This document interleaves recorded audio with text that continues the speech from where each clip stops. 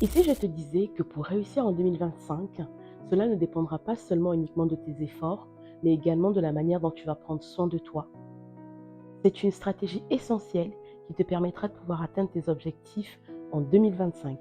Si tu veux en savoir plus, reste avec moi jusqu'à la fin de cette vidéo.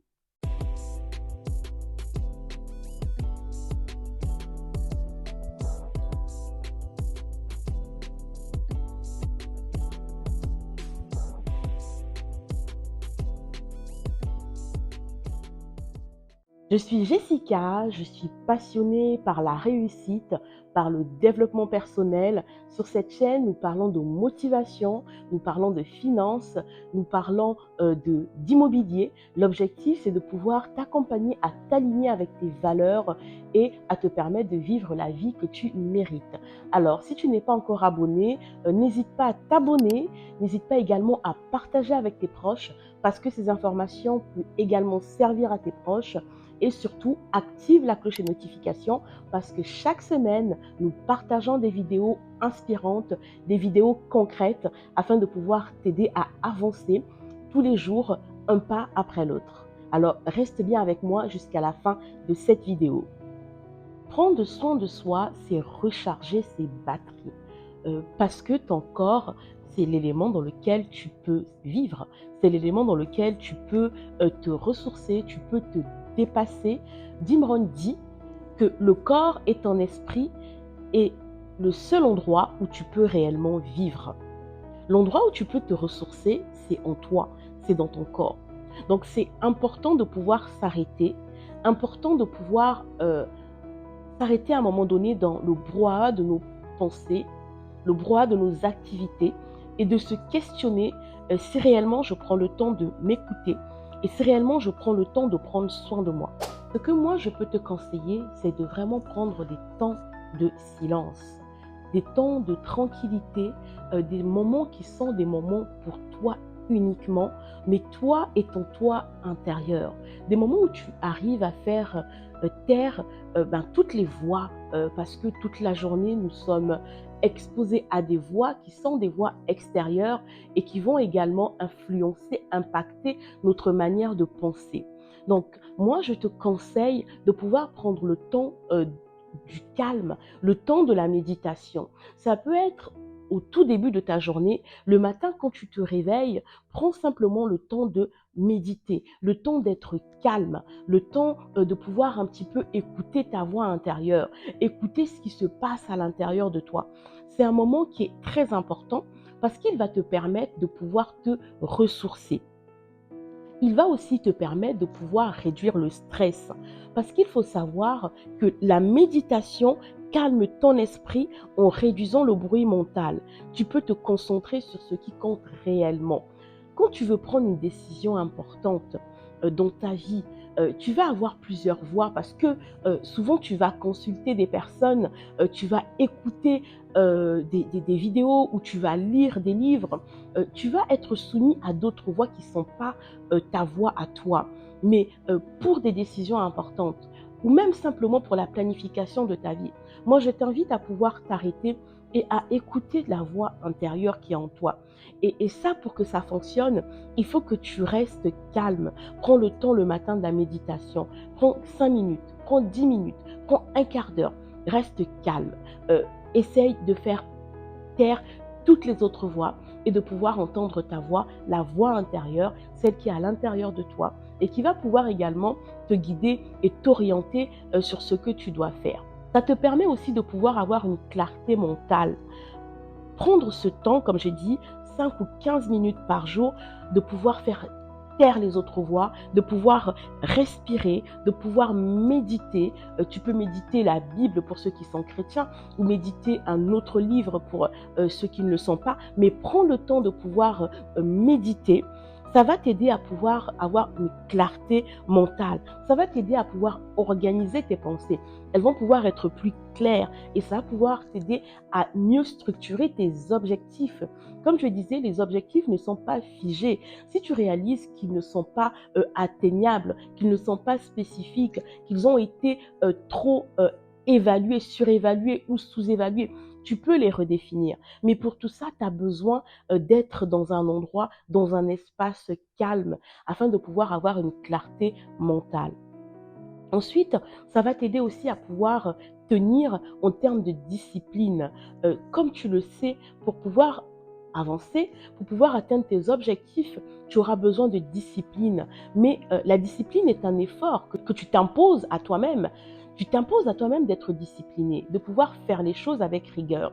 Et pour pouvoir tenir également dans la durée, il faut également ce moment de tranquillité, ce moment de calme, ce moment où tu prends soin de toi, où tu es simplement toi avec toi-même. Ça te permet de pouvoir tenir, de pouvoir simplement aussi revoir, comme j'ai dit précédemment, tes objectifs et de pouvoir simplement des fois te dire que c'est pas si dur ce que je suis en train de mettre en place et que je peux tenir. Il faut savoir que toute décision commence d'abord par notre pensée, par notre mental. Et donc c'est très important de prendre ce temps simplement de calme, de tranquillité, afin de pouvoir se ressourcer, afin de pouvoir orienter ses pensées, de pouvoir orienter son mental pour nous permettre de tenir dans la durée et d'atteindre nos objectifs. Comment intégrer la méditation et le soin de soi dans une routine? C'est très important de commencer sa journée par prendre soin de soi. Donc le matin, bloque un temps de méditation. Bloque un temps où tu es calme, un temps qui va te permettre de pouvoir entrer en contact avec toi-même, de pouvoir t'écouter, de pouvoir te ressourcer, de pouvoir te détendre. C'est très important. Un temps calme. Ce temps, tu peux l'accompagner, il peut commencer comme suit. Hein. Moi, je peux te donner un exemple de comment je procède. Quand je commence, eh ben, je suis dans un moment très calme. Je me réveille, je m'assois et je suis simplement moi avec moi-même. J'essaie d'abord de pouvoir enlever toutes les pensées que j'ai, de pouvoir arriver à un moment de concentration où je suis vraiment concentrée, où je peux simplement maintenant m'écouter moi-même. Par la suite, je prends le temps de la méditation. Pour ceux qui me suivent, vous savez que je suis chrétienne, donc je pratique ma foi. Je vais prendre le temps de la méditation, ça va être le temps de la lecture de la Bible, le temps de la prière. Ça va être pour moi des moments qui vont être donc des moments calmes, des moments de partage avec mon Dieu. Ensuite, une fois que j'ai fini de lire ma Bible, que j'ai fini de prier, je vais prendre un temps aussi calme, un temps où je vais écouter une musique simplement qui va être d'adoration, une musique très calme et ça me permettra de pouvoir être reconnaissante. Parce que comme je le dis souvent, la gratitude, c'est très important. Il faut être reconnaissant à Dieu, reconnaissant de tout ce qu'il fait pour nous. Donc, je prends aussi ce moment de calme, ce moment de gratitude, de reconnaissance, avant de pouvoir commencer ma journée et de pouvoir m'éveiller à d'autres voies. Hein. Donc c'est un temps qui est très important parce que il va aussi me permettre de pouvoir avoir des réponses à mes questionnements, de pouvoir aussi avoir des pensées qui soient des pensées qui soient alignées sur la parole ou des pensées qui soient des pensées constructives. Parce qu'il faut savoir, comme je vous le dis souvent, que tout ce que nous vivons, ce sont des choses que nous pensons d'abord, des choses qui commencent par se matérialiser dans notre subconscient, dans notre pensée. Et notre subconscient va simplement nous permettre de pouvoir penser à des choses que nous avons vues dans notre quotidien, que nous avons vues de manière immédiate ou de manière pas trop éloignée. Donc quand tu te ressources, quand tu médites sur la parole ou quand tu médites sur des lectures qui sont inspirantes, tu vas avoir ensuite des pensées qui vont être des pensées alignées à la parole, qui vont être des pensées qui vont être nobles, qui vont être des pensées positives et qui vont te permettre de pouvoir ensuite les matérialiser. Parce que ce que nous pensons, c'est ce qui nous arrive. Hein, je vous l'ai dit la dernière fois et je vous le redis, ce que nous pensons, c'est ce qui nous arrive. Donc, prends le temps le matin de consacrer un bon moment de méditation. Ensuite, le soir, avant de te coucher, c'est très important. Également, une fois que tu as fait ta routine du soir, prends le temps aussi d'être calme. Prends le temps de la méditation aussi un temps pour toi, hein. C'est vraiment ça que je dis prendre soin de soi. C'est prendre soin de sa personne, de celle qui est à l'intérieur de nous. Parce que bien souvent, on va prendre soin de la personne extérieure, on va prendre soin de notre peau, on va prendre soin de nos cheveux, de tout ça. Ce sont des choses qui sont très bien. Parce que ce corps est notre instrument et nous devons en prendre soin, hein. Mais nous devons également prendre soin de la personne qui est à l'intérieur de nous. Nous devons prendre soin du nous intérieur. Et pour ça, ça passe par des moments de calme. Donc le soir, avant de te coucher, prends également un temps de tranquillité, un temps de calme, un temps de méditation. Instaure une routine, un rituel. Si tu es croyante comme moi, ben, prends le temps de la méditation, de la prière, prends le temps de la gratitude et prends ensuite le temps de t'écouter. Prends le temps de t'écouter et tu verras qu'avant de dormir, tu vas pouvoir commencer à penser à ta vie, pense à ce que tu veux, pense à tes projets et ce sont tes pensées qui vont se réaliser. Et ça te permettra, le fait d'avoir pris ce temps de méditation, d'avoir des pensées qui soient des pensées positives. Tu vas pouvoir te dégager de tout ce qui n'est pas bien, de tout ce que tu as pu avoir pendant la journée. Au cours de la journée, nous sommes soumis à des stress, nous sommes soumis à des choses qui peuvent être désagréables et nous ne devons pas dormir avec ces choses. Parce que si nous couchons dans cet état, notre subconscient va les intégrer. Et il faut savoir que le subconscient ne fait pas de différence entre la réalité et ce qui n'est pas de la réalité. Donc, si tu prends ce temps de coupure, ce temps de méditation, ce temps où tu enlèves toutes ces choses, où tu te réalignes avec des pensées qui soient des pensées positives, où tu te réalignes sur une vibration qui soit une vibration positive, tu vas t'endormir déjà en étant apaisé, déjà en étant serein, sereine, et tu vas t'endormir en ayant des pensées qui soient des pensées positives, des pensées qui soient des pensées sur lesquelles tu pourras construire. En effet, la Bible nous dit dans Proverbe 4, 23, « Garde ton cœur plus que toute autre chose, car de lui viennent les sources de la vie. » Donc, c'est très important de pouvoir garder ton cœur. Et garder ton cœur, ça passe aussi par le fait de pouvoir éliminer toutes ces choses avec lesquelles tu as été en contact durant ta journée, de pouvoir prendre le temps de la méditation, de pouvoir prendre le temps de te ressourcer sur toi et de pouvoir t'endormir dans de bonnes dispositions. Et la manière dont tu vas te coucher la nuit, les dispositions dans lesquelles tu vas te coucher la nuit, c'est celles dans lesquelles tu vas te réveiller le matin. Donc si tu as pris le temps de la méditation, tu as pris le temps de pouvoir te ressourcer, de pouvoir parler avec toi-même, de pouvoir dormir dans une atmosphère qui soit apaisée, tu vas te réveiller le matin dans cette même atmosphère. Tu vas te réveiller le matin dans cette même vibration. Et tu verras que pendant ton sommeil, ton subconscient aussi va travailler et il va te permettre de pouvoir avoir des réponses parce que tu peux avoir une problématique ou tu peux avoir besoin de trouver une solution pour ton entreprise, une solution pour ta famille, une solution pour ton business. Et si tu dors dans cette attitude, tu vas voir que ton subconscient va travailler pour toi et que tu vas te réveiller le matin avec des fois une pensée, avec une lumière et te dire, tiens, Jessica, eh ben là j'ai une lumière, là j'ai trouvé comment je vais pouvoir solutionner ce problème. Moi, ce sont des choses qui m'arrivent très souvent.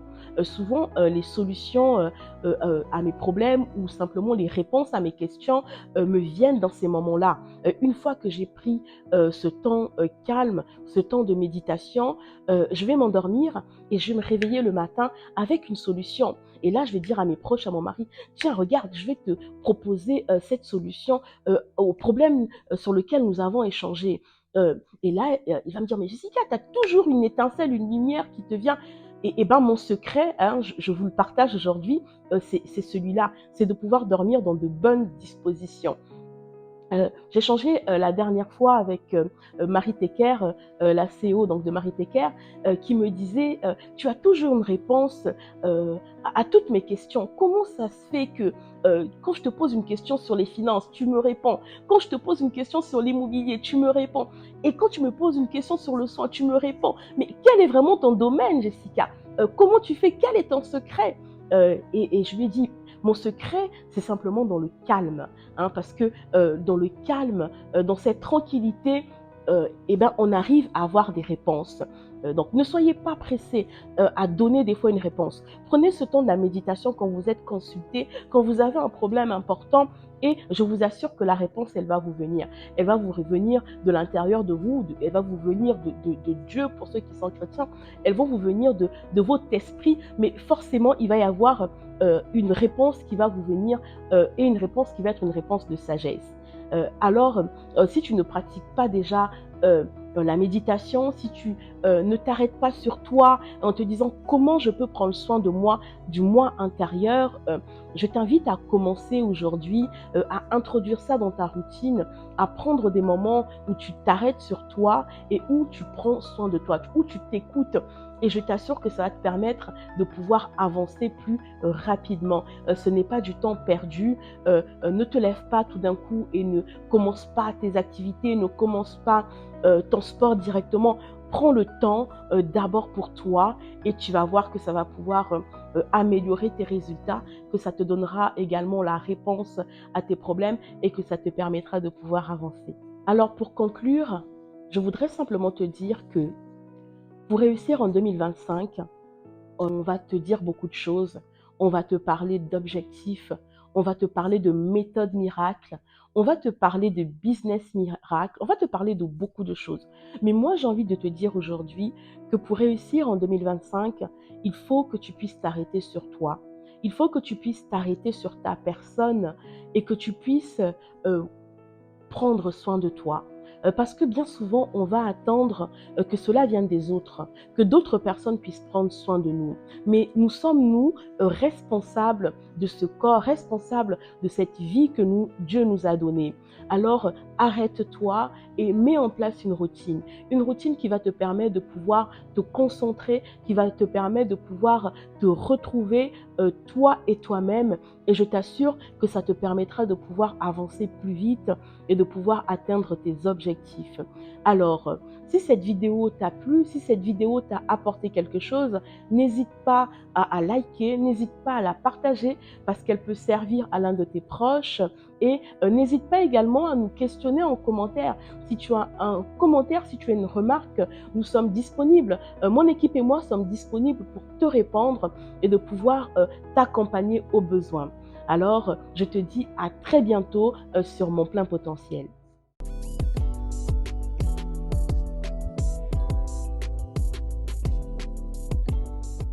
Hello, c'est Jessica de Mon Plein Potentiel. J'espère que tu vas bien. J'espère que tu as passé une bonne semaine. Nous sommes dimanche aujourd'hui. J'espère que tu as pris le temps aussi d'aller louer ton Dieu pour ceux qui sont chrétiens comme moi ou pour les autres, que vous avez pris le temps de pouvoir vous ressourcer, de pouvoir vous reposer, parce que c'est important également de pouvoir se reposer.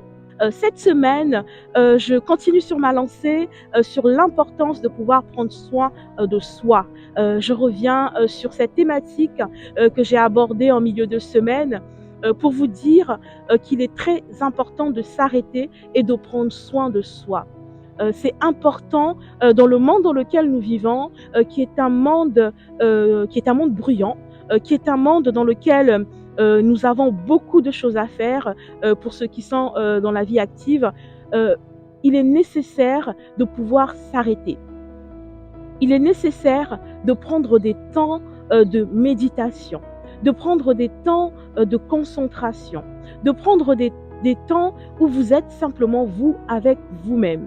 J'ai dit précédemment qu'on peut le faire le matin au réveil. Le matin, quand tu te réveilles, avant de pouvoir commencer tes activités, prends d'abord le temps du calme, prends le temps de la méditation, prends le temps de t'étirer, d'étirer ton corps, mais aussi d'étirer ton esprit. Prends le temps de pouvoir chasser toutes les pensées qui ne sont pas des pensées positives, des pensées sur lesquelles tu vas construire, et commence à avoir des pensées qui soient des pensées d'abondance, des pensées de prospérité, des pensées de bien-être. C'est très important. Fais-le tous les matins au réveil. Prends également du temps pour toi, du temps où tu pourras te balader dans des endroits comme celui-ci. Je suis dans un parc, un parc immense. Prends le temps de te reconnecter avec la nature parce que Dieu aime la nature. Et moi, je crois que la nature nous inspire. Alors, prends le temps de marcher. Si tu as un bois comme le mien, pas loin de chez toi, prends le temps d'y aller, marche, ça va te faire du bien. Ça va faire du bien à ton esprit, ça va faire du bien à ton moral et ça va te permettre de pouvoir avoir l'inspiration. Ce sont des choses qui sont importantes parce que avant de vouloir prendre soin des autres, il faut d'abord prendre soin de soi. Hein, parce qu'on peut avoir envie d'être une plus-value pour les autres, ce qui est très bien, d'être une valeur ajoutée pour la vie des autres, de pouvoir leur donner des conseils, de pouvoir leur venir en aide, et on s'oublie. On va s'oublier soi-même et j'ai envie cette semaine que ça soit une semaine où si tu t'es oublié pendant quelques temps. Si tu t'es oublié ce début d'année, parce que l'année vient de commencer, on vient à peine de finir le mois de janvier, je voudrais que tu te reconnectes avec toi-même et que tu commences à penser à toi, que tu sois intentionnel. Sois intentionnel dans ce que tu fais. Sois intentionnel dans ta manière d'agir, dans ta manière de réfléchir. Et tu dois investir sur toi parce que Dieu t'a fait don. Il t'a fait don de ce corps. Il t'a fait don de cette personne. La Bible dit que nous sommes des créatures merveilleuses. Dieu en créant Jessica, Dieu en te créant toi Anne, en te créant toi Eliam, il a vu que nous sommes des créatures merveilleuses. Et il veut que nous puissions être bien, que nous soyons épanouis sur cette terre, hein, d'abord, que nous soyons épanouis dans ce corps, et il a mis en place beaucoup de choses. Donc, je voudrais encore simplement te demander de pouvoir prendre soin de toi et d'être intentionnel, de pouvoir faire en sorte que tes journées soient des journées constructives, des journées qui soient des journées productives. Tu peux créer un monde et y vivre. Comment créer un monde et aller y vivre? C'est Dieu qui nous le dit. Si Dieu nous le dit, c'est que c'est possible. Comment est-ce que je fais pour créer un monde et je vais y vivre? Comment je fais, Jessica? Dans ce monde d'angoisse, dans ce monde d'inquiétude, dans ce monde où j'ai le sentiment que toutes les personnes sont énervées. Comment est-ce que moi je fais pour créer un monde et aller y vivre? Nous avons la capacité de créer notre atmosphère. Nous avons la capacité de créer nos vibrations et de faire en sorte d'être dans des vibrations qui soient des vibrations positives. Commence par changer la manière de penser. Commence à changer la manière dont tu te vois. Je veux que tu puisses te voir d'abord comme une créature merveilleuse. Je veux que tu puisses te voir comme une personne qui vit dans l'abondance. Je veux que tu puisses te voir comme une personne qui est remplie de joie. Je veux que tu puisses te voir comme une personne patiente, comme une belle créature, parce que c'est comme ça que le Créateur, que Dieu nous a créés. Il nous a créés avec des dons et des talents qui sont tellement merveilleux et que peut-être nous étouffons. Alors aujourd'hui, je veux que tu puisses te voir d'une manière différente.